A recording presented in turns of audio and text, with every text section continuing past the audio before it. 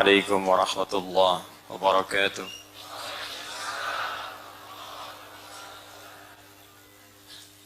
الحمد لله الذي هدانا إلى الإسلام فأصبحنا مسلمين، وغرس في قلوبنا الإيمان فأصبحنا مؤمنين، وأمرنا بأداء الأعمال الصالحة لنكون من المتقين. فطوبى لمن اتقى الله سبحانه وتعالى فوعده بجنته النعيم. فقال تعالى: إن للمتقين مفازا. فسبحان رب العالمين الذي خلقنا أحسن التقويم، فنحمده حمدا الشاكرين حمدا الناعمين حمدا يوافي نعمه ويكافئ مزيدا. ونصلي ونسلم على النبي الكريم الرسول الأمين سيدنا محمد وعلى آله وصحبه وذرياته وأمته إلى يوم الدين. أما بعد، فيا عباد الله، أوصي نفسي وإياكم بتقوى الله فقد فاز المتقون، فلا تموتن إلا وأنتم مسلمون. فقال تعالى: يا أيها الذين آمنوا اتقوا الله حق تقاته ولا تموتن إلا وأنتم مسلمون. Hadirin sekalian yang insyaallah tanpa kecuali seluruhnya dimuliakan oleh Allah Subhanahu wa taala, dan insyaallah seluruhnya dibimbing oleh Allah untuk senantiasa dekat dengan rahmat dan maghfirah Allah Subhanahu wa taala. Tersebut dalam hadis riwayat Al-Bukhari dalam pembahasan Kitabul Ilmi nomor hadis 71, riwayat dari sahabat Muawiyah radhiyallahu ta'ala anhu 'anil Nabi sallallahu alaihi wasallam. Beliau bersabda, "Man yuridillahu bihi khaira yufaqihu fid din." Siapapun yang diinginkan oleh Allah berubah menjadi orang baik, memiliki sifat-sifat baik. Jadi kalau dia seorang pejabat akan jadi pejabat yang baik. Dia pengusaha akan jadi pengusaha yang baik. Dia seorang ayah akan jadi ayah yang baik. Dia seorang ibu akan jadi ibu yang baik. Dan yang menjamin Allah, bukan manusia. Jadi kalau yang menjamin, yang menciptakan kita, itu pasti terjadi. Tukang handphone menjamin, handphone ini bagus Pak, kita percaya. Tukang mobil menjamin, mobil ini bagus Pak, saya yang bikin, kita percaya. Yang buat pesawat menjamin, pesawat ini bagus Pak, kita percaya. Kenapa ketika Allah yang menjamin? Yang menciptakan kita, yang menciptakan pembuat pesawat, yang mencipta pembuat handphone, yang mencipta pembuat mobil. Kenapa ketika Allah yang menjamin kita ragu? Dan sekarang Nabi menyampaikan, orang yang dikenal Al-Amin, sangat dipercaya, bahkan dihormati oleh kawan dan lawan, memberikan keterangan langsung dari Allah Subhanahu wa ta'ala. Kata Nabi, "Man yuridillahu bihi khaira." Siapapun yang diinginkan oleh Allah berubah menjadi orang baik. Dan bila kebaikan ini dibawa dalam kehidupannya, maka Allah jamin kemudian kebahagiaan dan kedamaian dalam kehidupannya. Yufaqihu fid din. Maka bagian pertama yang Allah berikan pada seorang hamba, jika diinginkan menjadi baik, maka dia akan diberikan keringanan di langkahnya, kelembutan di hatinya untuk mau belajar tuntunan agamanya. Maka berbahagialah kemudian jika ada di antara kita, dari sekian banyak manusia beraktivitas, kita yang diberikan keringanan langkah oleh Allah, diberikan kelembutan hati. Saya tidak kenal Anda pada umumnya, tapi siapa yang bisa menggerakkan langkah Anda ringan untuk kemari? Kadang-kadang ada yang datang dari tengah malam ikut tahajud, ya, ada yang datang dari siang, ada yang sore, ada yang bertanya-tanya ada snacknya atau tidak. Ada yang tanya apakah bisa nginap atau tidak. Dari yang nginap tanya konsumsinya pagi ada atau tidak. Ya. Pertanyaan semua itu sesungguhnya ingin memastikan apakah saya bisa nyaman atau tidak belajar. Bisa mendapat bagian pengetahuan atau tidak. Tapi pertanyaannya, siapa yang melembutkan hati kita untuk datang? Siapa yang meringankan langkah kaki kita untuk hadir? Bila bukan Allah yang berkehendak, mustahil bahkan kita bisa berdesakan untuk belajar pada malam hari ini. Karena itu kata para ulama hadis, bahkan para ulama fiqh, ketika Allah memberikan kelembutan dan keringanan itu, dan menempatkan Anda di tempat untuk belajar itu, maka segeralah kemudian untuk berevaluasi diri, karena Allah sudah menginginkan kita baik. Jadi kalau Allah sudah menginginkan kita baik, kitanya nggak berubah menjadi baik, berarti yang salah kita pribadinya, bukan Allahnya. Kurang apa lagi Allah membimbing kita menjadi lebih baik. Dan di antara sekian pengajian itu, ada yang mengaji tentang fikih, ada yang mengaji hadis, ada yang mengaji tentang zakat, ada yang mengaji tentang riba. Di antara sekian pengajian itu, ada satu pengajian yang kata Nabi, kalau Anda belajar materi ini, maka bukan sekedar Anda menjadi baik, tapi dijamin oleh Nabi langsung Anda akan menjadi yang terbaik di antara sekian yang baik itu. Tidak cukup dengan amin, kita dengar dulu keterangannya. Keterangan Nabi-nya terdapat dalam hadis riwayat Al-Bukhari, nomor hadis 4719. Al-Imam Al-Bukhari mendapatkan hadis ini dari seorang bernama Abdullah bin Muhammad. Abdullah bin Muhammad mendapatkan hadis ini dari Abu Amir Al-Aqdi. Abu Amir Al-Aqdi mendapatkan hadis ini dari seorang bernama Sulaiman bin Bilal. Sulaiman bin Bilal mendapatkan hadis ini dari Abdullah bin Dinar. Abdullah bin Dinar pun mendapatkan hadis ini dari seorang bernama Abu Saleh. Abu Saleh mendapatkan hadis ini dari Abu Hurairah radhiyallahu taala anhu. Nama aslinya Abdurrahman bin Sakhr. Abu Hurairah radhiyallahu taala anhu mendapatkan hadis ini dari Nabi sallallahu alaihi wasallam.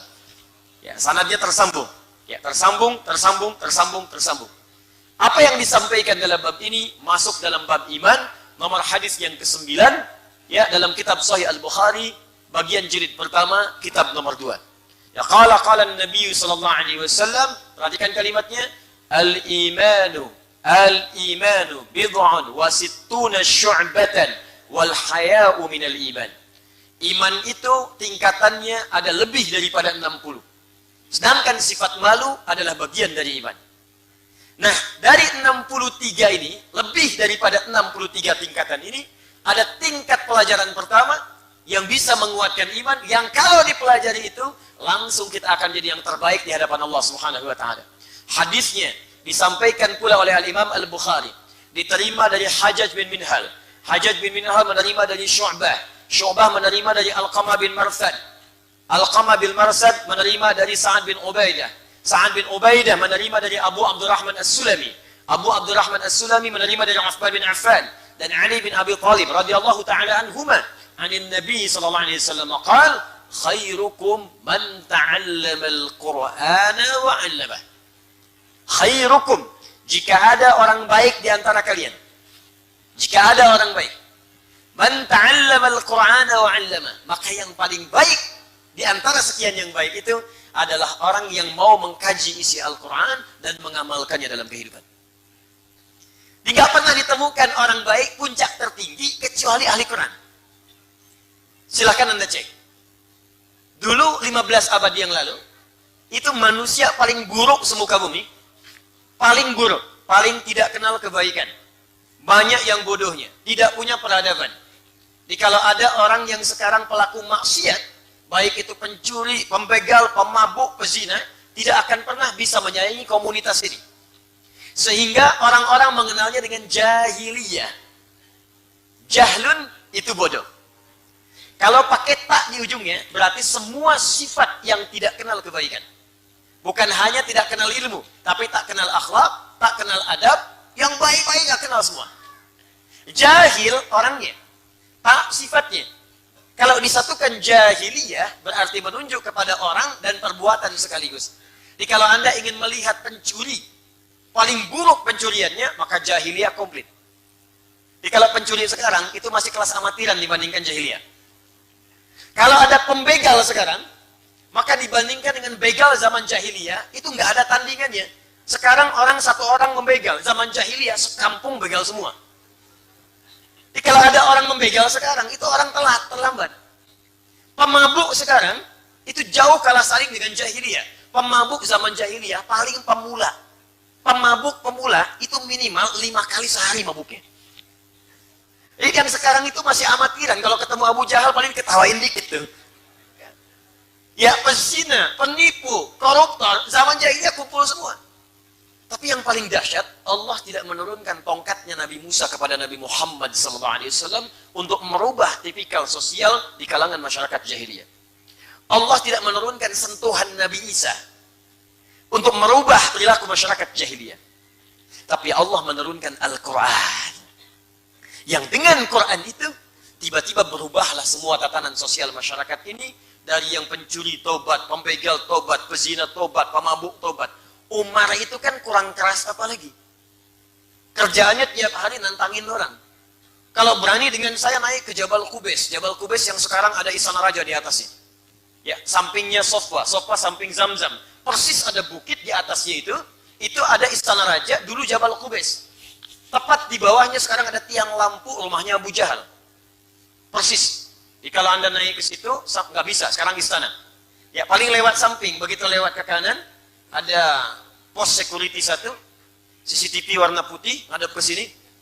Anda lurus ke sana, ada kipas angin, 35 kipas angin sampai ujung. Ya, saya udah hitung itu. Izin Pak Danrim, saya itu. Alhamdulillah ada Pak Danrim malam hari ini, kita doakan mudah-mudahan beliau senantiasa disehatkan. Ya. Pintu 26, 27, sampai ke ujungnya. Sampai Babu Salam. Itu Umar tiap hari, itu selalu menantang orang-orang sekitaran. Kalau ada yang merasa hebat, ayo bertemu dengan saya, naik ke atas Jabal Qubais mengumumkan. Bertemu di Bukit A, kita berduel. Tapi sebelum datang, pamit dulu pada ibu yang telah melahirkannya, karena ia akan pulang tanpa nama, Umar. Mabuk sudah hatam. Betul, 5 kali dalam sehari, Umar. Kerasnya luar biasa. Tapi Allah hanya menurunkan 1-2 ayat untuk merubah kondisi hatinya berubah jadi baik. Lewat depan rumah saudarinya, tiba-tiba mendengar sebuah huruf Al-Quran, 1-2 huruf dibacakan, langsung menembus kepada jiwanya. Taha, Quran surah ke-20. Taha, ma anzalna alaikal Qur'ana litashqa. Taha, tidaklah kami akan turunkan Al-Quran kepadamu untuk memberatkan dirimu, tapi ingin memberikan petunjuk dalam hidupmu. Cuman toha, tobat. Anda sudah diberikan Yasin tiap malam Jumat, gak tobat-tobat. Al-Kahfi dibacakan, gak tobat-tobat. Ini Umar orang paling keras pada saat itu. Hobinya terkait dengan mabuk, nantang orang. Toha, tobat. Tobat. Langsung bersyahadat. Menjadi kerasnya berubah menjadi tegas, pembela kebenaran luar biasa, bahkan satu-satunya sahabat yang langsung meminta kepada Nabi untuk diturunkan ayat larangan mirasan 3. Bang Haji belakangan. Umar, ya Rasulullah kenapa tidak minta kepada Allah untuk menurunkan ayat larangan khamar?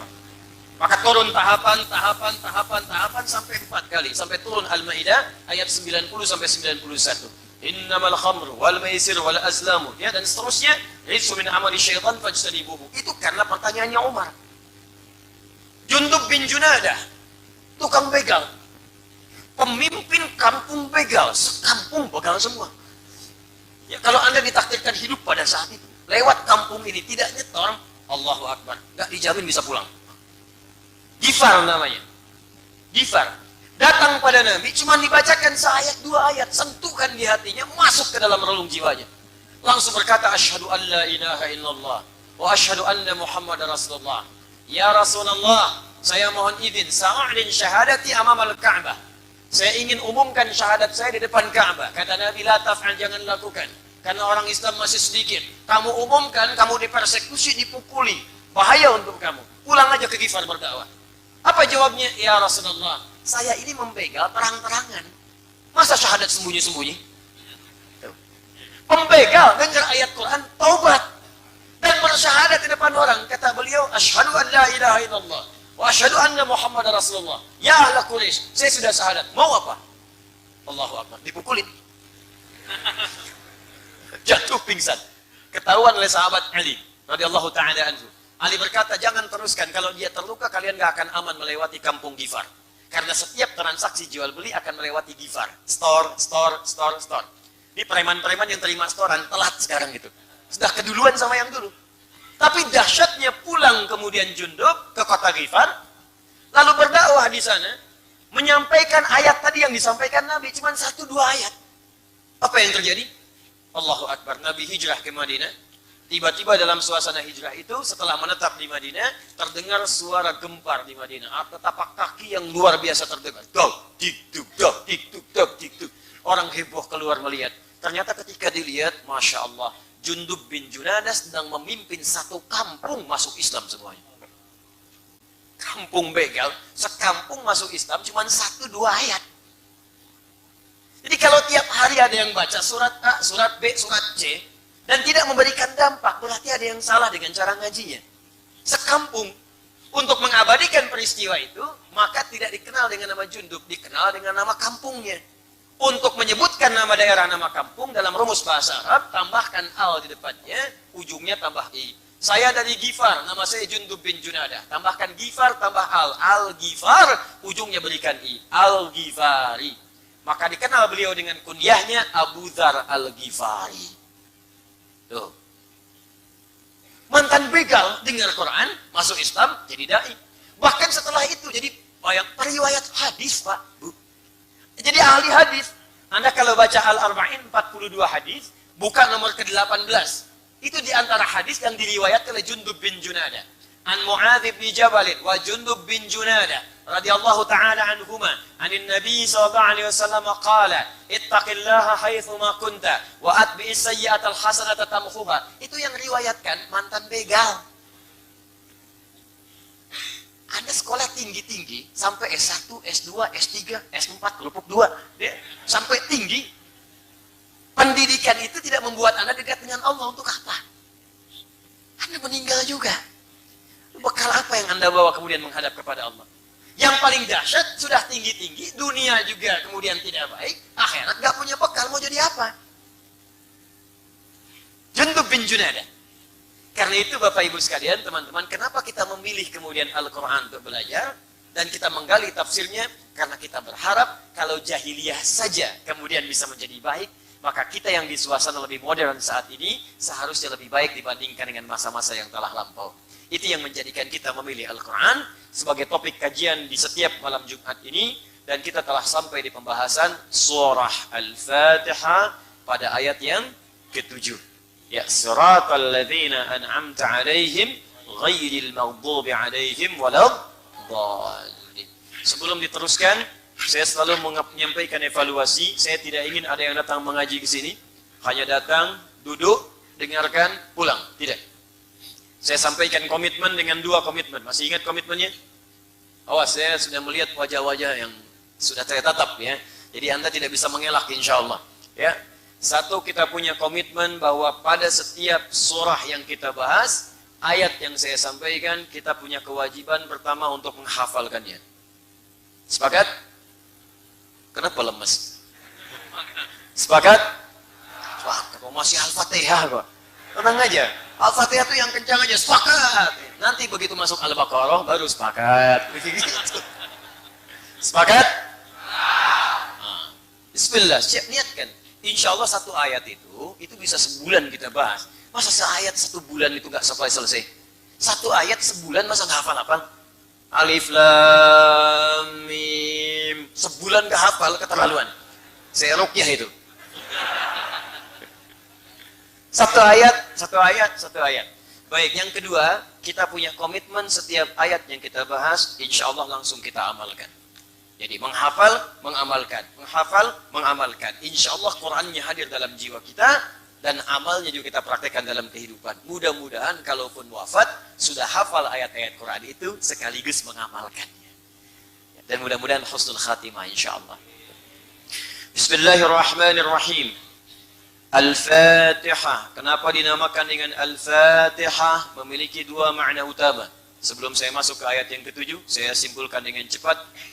Al di sini punya makna yang pertama, maknanya adalah at-ta'rif atau ma'rifah, menunjuk pada sesuatu yang khusus. Fatihah artinya pembuka. Kenapa menggunakan al-ma'rifah? Sudah pernah saya sampaikan di pertemuan yang lalu. Karena ayat ini, surat ini khusus dijadikan oleh Allah untuk membuka mushaf dalam Al-Quran. 114 surah dibuka dengan Al-Fatihah. Yang kedua, al di sini juga berfungsi khusus, menunjukkan bahwa Al-Fatihah adalah surah pembuka yang kita bacakan dalam salat. Satu-satunya surah pembuka dalam Al-Quran yang dibacakan dalam setiap salat adalah Al-Fatihah. 17 kali dalam sehari. Karena itu disebut dengan Al-Fatihah sebagai pembuka, karena dia membuka bacaan Al-Quran dalam salat dan membuka bacaan Al-Quran dalam mushaf. Tapi ada makna yang kedua, saya ingatkan kembali, alnya disebut dengan istighraq. Dan dua-duanya kita praktikkan. Baik sedang membaca Al-Quran, sedang kita salat, pasti kita baca Al-Fatihah. Tapi makna yang kedua adalah istighraq, yang menunjuk kepada semua hal tanpa kecuali. Komprehensif. Sedangkan pada makna yang kedua ini, Fatihah dipahami sebagai segala pembuka yang baik-baik. Taknya menunjuk pada sifat, semua sifat. Allah disebut dengan Fattah. Fattah, karena membuka semua yang baik-baik yang kita butuhkan. Pembukanya disebut Fatih. Sifat semua kebaikannya disebut dengan Fatihah. Jadi kalau Anda ingin dibukakan oleh Allah, semua jenis kebaikan dalam kehidupan. Dibukakan karir yang terbaik. Dibukakan rizki yang terbaik. Dibukakan jodoh yang terbaik. Dibukakan segala hal yang baik dalam kehidupan. Kalau sakit, sembuh yang terbaik. Kalau bekerja, pekerjaan yang terbaik. Kalau rizki yang paling baik. Kalau pasangan hidup, jodoh yang paling baik. Maka secara singkat, baca dan pelajarilah isi surah Al-Fatihah. Karena itu banyak orang sakit kemudian membacakan Al-Fatihah supaya mendapatkan kebaikan, kesembuhan terbaik dari Allah Subhanahu wa Ta'ala. Bahkan di situ ada kisahnya, seperti pernah yang saya sampaikan. Kepala suku di Arab zaman Nabi tersengat kalajengking Arab. Cari obat gak sembuh-sembuh. Dokter sudah angkat tangan, tabib sudah gak bisa. Ditemukan seorang sahabat, dimintakan, kata beliau, dengan izin Allah dibacakan Al-Fatihah, sembuh seketika. Di Al-Fatihah karena itu disebut dengan Asy-Syafi, Al-Kafi, Ummul Kitab, Ummul Quran, karena faidahnya, isinya bisa membimbing kita kemudian mendapatkan semua puncak kebaikan dalam hidup. Tapi persoalannya, apakah semua yang baca Al-Fatihah bisa mendapatkan semua itu? Jawabannya belum tentu. Zaman Nabi seorang dibacakan Al-Fatihah, penyakit yang paling sulit sembuh. Zaman sekarang sakit kepala, baca Al-Fatihah 100 kali, nambah pusing. Apa penyebabnya? Karena boleh jadi cara bacanya tidak sama dengan cara orang-orang dulu membacakan. Orang dulu membacakannya pakai iman, orang sekarang hanya sekedar tulisan. Bacaan Al-Fatihah orang dulu tembus sampai ke jiwanya. Begitu dibacakan, dia bacakan karena Allah. Dia kenal dengan Allah, ma'rifatullahnya jalan, kehusyuannya ada. Orang sekarang dibacakan cuma di lisan, gak sampai kepada hatinya. Turun Quran surah ke-49, ayat ke-14. Kata Allah, banyak mengaku orang beriman. Qalatil a'rabu amanna. Ada orang-orang Arab berkata beriman. Qul lam tu'minu, katakan kalian belum serius iman. Walakin qulu aslamna walamma yadkhulul imanu fi qulubikum. Katakan kalian itu baru berislam. Kebanyakan itu di lisan saja. Zikir cuma di lisan. Subhanallah di lisan. Alhamdulillah di lisan. Allahu Akbar di lisan. Tapi nggak masuk ke dalam hati. Karena nggak masuk ke hati, kekhusyuannya nggak muncul. Takbir memang takbir. Abu Bakar dulu kan takbir sampai gemetaran. Allahu Akbar. Saking khusyuknya bergetar tubuhnya. Kemudian mengeluarkan air mata di matanya. Keluar air matanya. Ketika selesai ditanya, kenapa ya Khalifah Anda saking khusyuknya tadi terlihat sampai gemetar? Kata beliau, saya mengucapkan Allahu Akbar lisan saya. Dan saya merasakan, mengatakan berkomitmen hanya Allah yang maha besar. Tapi saya takut dalam hidup ini lisan saya mengucapkan Allah yang maha besar. Tapi saya selalu merasa besar dalam hidup. Takut pernah merasa besar dibanding orang lain. Merasa hebat dibanding yang lain. Merasa sombong dibanding yang lain. Merasa paling khusyuk sholatnya. Anda bayangkan? Saat iman masuk ke dalam jiwa, maka pikiran menerjemahkan, hati merasakan.